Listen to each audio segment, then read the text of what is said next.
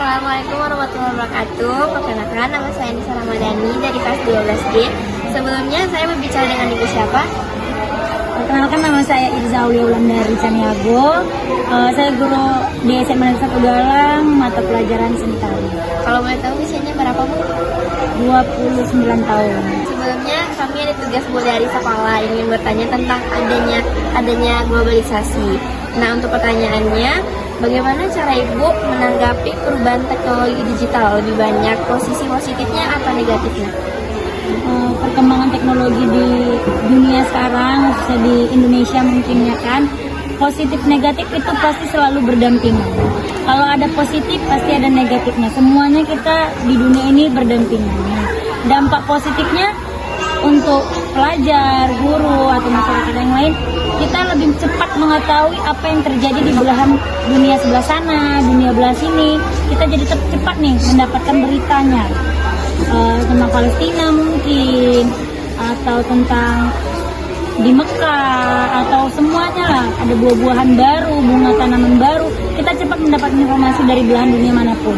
Nah, negatifnya banyak oknum-oknum yang menyalahi guna teknologi ini, menyebarkan berita hoax atau tidak pada tempatnya memanfaatkan AI contohnya. Jadi untuk orang tua yang mungkin gagap teknologi langsung mempercayainya seperti itu. Jadi ada dampak positif dengan negatif itu pasti selalu berdampingan. Banyaknya positif dengan banyaknya negatif itu pasti berimbang. Nah, untuk yang kedua, contoh nyata yang Ibu lihat di sekitar Ibu tentang perubahan perilaku masyarakat akibat adanya era digital. Kalau masyarakat itu contohnya kita nih ambil yang sering terjadi aja ya, lagi nongkrong nih sama keluarga, lagi duduk-duduk. Mungkin kalau zaman dulu silaturahmi ketika lebaran, habis salam-salaman, nangis-nangis, kita bersenda gurau, berbicara. Nah, kalau sekarang ini habis salam-salaman pada nunduk semua, nunduk. Yang mendekatkan yang jauh, menjauhkan yang dekat. Nah, bagaimana kita menanggapi perkembangan teknologi ini harusnya dari diri sendiri. Kita nggak bisa mengajak orang, kita harus mencontohkan ke orang lain.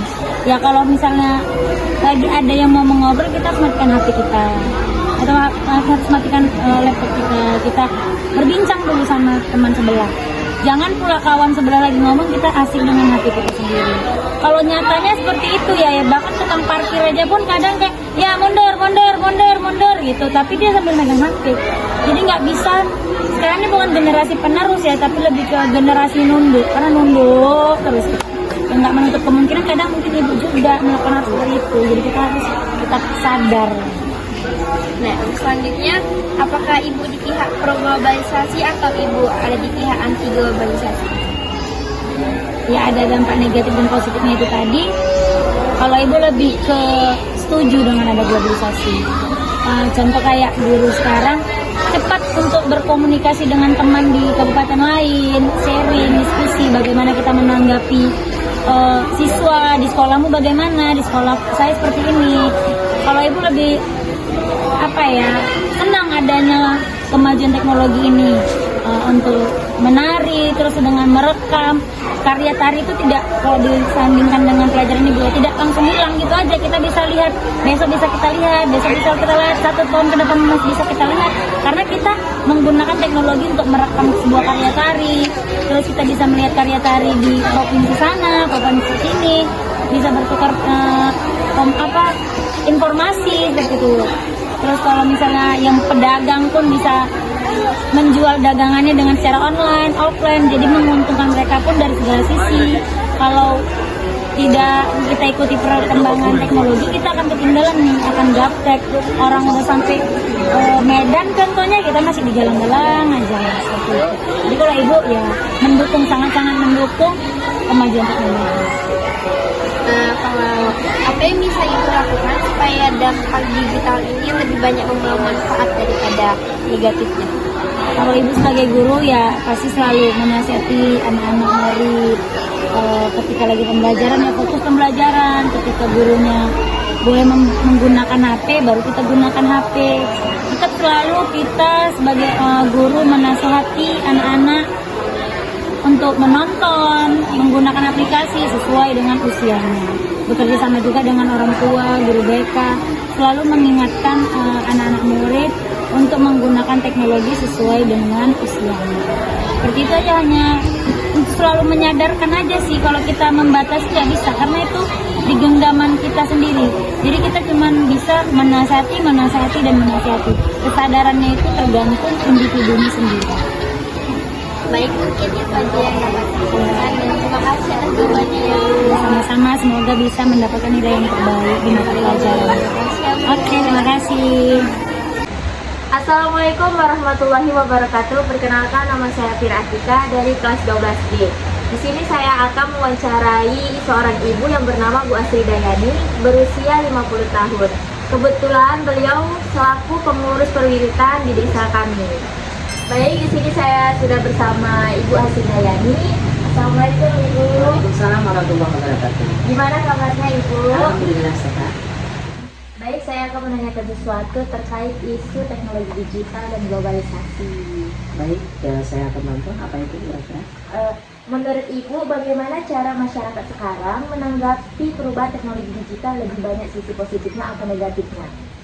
Kalau masalah digital tentunya lebih banyak sih pengaruh positifnya, dan tetapi juga ada pengaruh negatifnya. Dari sisi positifnya, kita mendapatkan informasi itu lebih cepat, terutama bukan hanya di Indonesia tapi di seluruh dunia. Akan tetapi ada juga sisi negatifnya, di mana kita yang menerimanya terkadang ada sesuatu yang tidak layak kita konsumsi, itu yang menjadi segi negatifnya. Tapi sisi positifnya, kita mengetahui lebih luas dunia ini melalui alat digital itu. Baik, ada lagi apa contoh nyata yang Ibu lihat di sekitar Ibu tentang perubahan perilaku masyarakat akibat era digital? Perilaku masyarakat, kalau kita dulu, saya termasuk masuk game X yang dulu, dengan anak-anak sekarang itu sangat berbeda. Dimana anak-anak dulu mereka dalam bermain lebih ke alam, tidak monoton ke alat-alat digital sekarang. Anak-anak ceria, kemudian bermain tentang alat-alat tradisional, bermain layang-layang, kemudian bermain-main seperti anak-anak ini sekarang usia 5 tahun sudah menggunakan HP, yang mana tentunya mereka menjadi anak yang apatis, masa bodoh, tidak peduli dengan sekelilingnya. Itu yang saya lihat perubahan sekarang ini, daripada anak-anak yang dulu lebih kepeduliannya ke masyarakat. Itu saya lihat perbedaannya dari teknologi digital sekarang ini dengan anak-anak yang dulu. Sekarang ini termasuk anak gen milenial dan kemudian gen alpha, itu berbeda dengan anak-anak kita yang gen X ataupun gen Z, gen X, gen Z, gen milenial ataupun gen alpha, itu berbeda. Termasuk ibu sendiri sudah mengalami belum teknologi digital ini, anak kita lebih kepeduliannya lebih tinggi daripada anak-anak sekarang. Intinya seperti itu. Selanjutnya, apakah Ibu di pihak globalisasi, pro globalisasi atau di pihak anti globalisasi? Berikan alasan. Kalau dibilang kita harus pro ke globalisasi ataupun ke anti globalisasi, itu kan kita mengetahui seisi dunia itu dalam satu alat, namanya misalnya handphone ataupun laptop. Kita mengetahui seluruh dunia, dan anak-anak udah tahu dunia itu melalui satu alat. Kalau dulu kita mungkin mengenal alat dunia itu melalui alat radio, kemudian televisi, sebatas itu. Nah sekarang melalui digital itu yang begitu canggih, ya kan, dunia itu langsung dalam satu genggaman kita, sehingga kita mengetahui dunia segitu cepatnya. Tapi sisi buruknya juga banyak. Anak-anak yang sebelumnya belum pantas melihat ataupun menyaksikan hal-hal yang tidak mereka, yang belum usia mereka, itu bisa langsung memberikan dampak negatif daripada anak-anak tersebut. Kalau saya mau pro dan kontra, apa namanya tadi, anti dan pro, saya lebih suka kalau saya game X itu, saya lebih pikir yang dulu lebih damai daripada yang sekarang gitu. Selanjutnya yang terakhir, apa yang bisa Ibu lakukan supaya dampak digital lebih banyak membawa manfaat daripada kerugian? Sekarang globalisasi, dampak digital ini saya lihat sekarang ini memang lebih banyak negatifnya daripada positifnya bagi anak-anak yang tidak bisa menyikapin manfaatnya tersebut. Tapi bagi yang tahu menyikapinya pasti lebih banyak dampak positifnya. Sekarang ini cara menyikapinya adalah dari orang tua masing-masing yang mendidik anak-anak tersebut. Pertama sekali, karena globalisasi itu terlalu cepat masuk ke link keluarga kita, yang lebih diperkeratkan lagi adalah sisi nilai moral agama yang lebih kuat kepada anak-anak tersebut. Jadi mereka bisa mengantisipasi mana yang baik, mana yang buruk untuk globalisasi digital ini tersebut. Itu yang saya kira yang lebih baik adalah dari keluarga, yang terutama orang tua, kemudian kalau di sekolah itu guru-guru yang harus bisa mendidik anak-anak sekarang mana yang harus baiknya kita istilahnya ambil ataupun yang tidak kita ambil. Kalau yang salah di mana? Nah, dari sekarang ini sisi moral agama kepada anak-anak dan didikan orang tua yang mengarahkan agar anak-anak tidak salah langkah untuk kedepannya. Seperti itu. Terima kasih Ibu atas waktunya yang telah menjawab pertanyaan yang saya ajukan. Demikian wawancara saya hari ini. Terima kasih. Wassalamualaikum warahmatullahi wabarakatuh.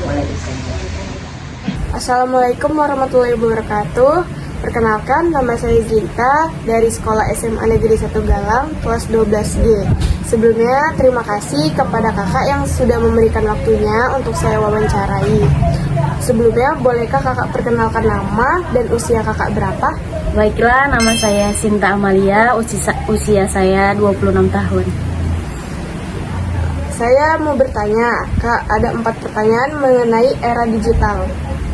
Pertanyaan yang pertama, menurut kakak, bagaimana cara masyarakat sekarang menanggapi perubahan teknologi digital? Lebih banyak sisi positifnya atau negatifnya? Baiklah, kalau kita cerita posisi positif dan negatifnya itu tergantung dari latar belakang individu atau ke diri kita masing-masing. Individu itu kan macam-macam nih, beragam orangnya. Jadi tergantung kita sendiri yang melakukan globalisasi itu sendiri, itu bisa kita manfaatkan dengan baik, maka yang kita dapatkan itu baik. Tetapi kalau kita di era globalisasi ini kita melakukannya itu secara tidak baik, maka manfaat yang kita dapat pun buruk. Seperti itu. Pertanyaan yang kedua, apa contoh nyata yang kakak lihat di sekitar kakak tentang perubahan perilaku masyarakat akibat era digital? Baiklah, contoh sederhananya aja ya, yang seperti biasanya sehari-hari yang pernah yang saya rasakan di kemajuan globalisasi ini, yaitu komunikasi. Seperti kita ini teman dekat gitu. Ketika kita sama-sama duduk sama, itu komunikasi pasti berkurang. Karena apa? Kita sudah punya HP masing-masing. Kan HP ini kan termasuk teknologi zaman sekarang kan. Nah, itu kebanyakan nanti kita memang ada di samping, komunikasi itu bisa ibaratnya ya langsung gitu. Tapi karena ada kemajuan teknologi tadi, ibaratnya kita itu Lebih memilih komunikasi? iya di HP, lebih melihat HP masing-masing tanpa ibarat kita harus komunikasi gitu. Nah, itu pun jadi ibaratnya lagi kumpul tapi kayak seperti berjauhan. Nah, itu komunikasi. Nah, komunikasi ibaratnya lagi, misalnya nih kamu punya temen nih, rumahnya nggak jauh-jauh banget sih dari rumah kamu, tapi temen kamu tadi tuh memilih untuk chat. Sekarang kan WA kemajuannya, video call. Nah, untuk ibaratnya untuk kata ketemu gitu, untuk jumpa gitu, sekarang itu jadi minim gitu, karena lebih milih chat, milih video call seperti itu. Pertanyaan yang ketiga, apakah kakak di pihak pro globalisasi atau di pihak anti globalisasi? Berikan alasannya. Kalau untuk globalisasi tersendiri itu kan sudah ibaratnya proses yang tidak bisa kita hindari. Nah, iya, karena proses itu harus dilakukan dengan kebijakan yang bijak, karena agar bisa menimbulkan manfaat yang positif dan adil dan sejahtera. Jadi ibaratnya kita itu ketika kita di era globalisasi ini, kita harus bisa mengambil manfaatnya dan kita harus bisa bijak dengan ibaratnya akibat kerugian yang ada gitu. Jadi kita nggak bisa ibaratnya kita harus menghindari, tetapi kita ya ikut aja gitu di era globalisasi ini seperti apa, ya kita mengikutinya kebijakannya dengan yang baik supaya kita dihindari dari buruknya. Berarti kita harus mengikuti era globalisasi ya, Kak? Iya, dengan bijak, dengan kebijakan bijak-bijaknya gitu. Agar tidak ketinggalan zaman juga. Iya, Ya. Oke, lanjut. Pertanyaan yang terakhir, apa yang bisa kakak lakukan supaya dampak digital lebih banyak membawa manfaat daripada kerugian? Nah, itu ibaratnya kalau kita di masyarakat setempat, nah kita harus bisa memberi edukasi kepada masyarakat, kepada teman dekat atau lingkungan sekitarnya tentang menggunakan media sosial, contohnya itu dengan baik. Nah, itu kalau kita punya media sosial, tapi kalau kita tidak ajarkan, ibaratnya kan orang banyak yang paham sih tentang media sosial itu, tapi banyak juga yang salah cara menggunakannya. Dan Seperti penyebaran hoax. iya, penyebaran hoax, penipuan banyak di situ, bahkan privasi data kita aja bisa dijebol sama orang kan. Iya, seperti itu. Nah, dan yang terakhir juga bisa kita mengajarkan kepada lingkungan sekitar itu seperti ekonomi itu pedagang sekarang kan udah secara online. Nah, apapun online-nya. Jadi kalau kita melakukannya itu dengan baik, nah maka kan keuntungan manfaat yang bisa kita dapat seperti itu. Terima kasih ya Kak atas waktunya dan menjawab pertanyaan-pertanyaan saya. Saya akhiri. Assalamualaikum warahmatullahi wabarakatuh. Baiklah, kita langsung saja ya Dek ke pertanyaan yang pertama. Menurut kamu, bagaimana cara masyarakat sekarang menanggapi perubahan teknologi digital? Lebih banyak sisi positifnya atau negatifnya? Menurut saya sisi positif, karena di era sekarang kita lebih cepat mendapatkan informasi. Selanjutnya, pertanyaan yang kedua, apa contoh nyata yang kamu lihat di sekitar kamu tentang perubahan perilaku masyarakat di era digital? Menurut saya ya Kak, orang-orang tuh sekarang jadi malas berpikir, kayak siswa-siswi itu lebih cenderung menggunakan Google atau ChatGPT atau sejenisnya. Selanjutnya, pertanyaan terakhir, apa yang bisa kamu lakukan supaya dampak digital lebih banyak membawa manfaat daripada kerugian? Yang dapat saya lakukan tuh kayak contohnya kayak mengedukasi ke teman-teman bagaimana cara menggunakan media sosial itu secara bijak. Terima kasih ya. Sama Kak. Assalamualaikum Pak. Waalaikumsalam. Ya, di sini perkenalkan nama saya Muhammad Jumat Santri dari 12G. Saya ingin mewawancarai Bapak. Sebelumnya nama Bapak siapa? Nama Bapak Pak Yuni. Umurnya berapa? Umur Bapak 37 tahun. Menurut Bapak, bagaimana cara masyarakat sekarang menanggapi perubahan teknologi digital? Lebih banyak sisi positifnya atau negatifnya, Pak? Kalau menurut Bapak lebih banyak sisi positifnya. Yang kedua ya Pak, Ya. apa contoh nyata yang Bapak lihat di sekitar Bapak tentang perubahan perilaku masyarakat akibat era digital? Salah satunya di sekitar Bapak di era digital ini orang sekarang makin malas. Salah satunya contoh ya mau beli makan aja sekarang ya harus paling lewat HP, ya kan. Segala sesuatunya pesan barang udah lewat HP, jadi manusia jadi nggak ada bergerak. Jadi hasilnya berdampak pada kesehatan. Tiga, apakah Bapak di pihak pro globalisasi atau di non globalisasi? Nah, Bapak di pihak pro globalisasi karena di era globalisasi ini semakin canggih teknologi ini sangat membantu kehidupan manusia, ya kan? Jadi semua serba mudah.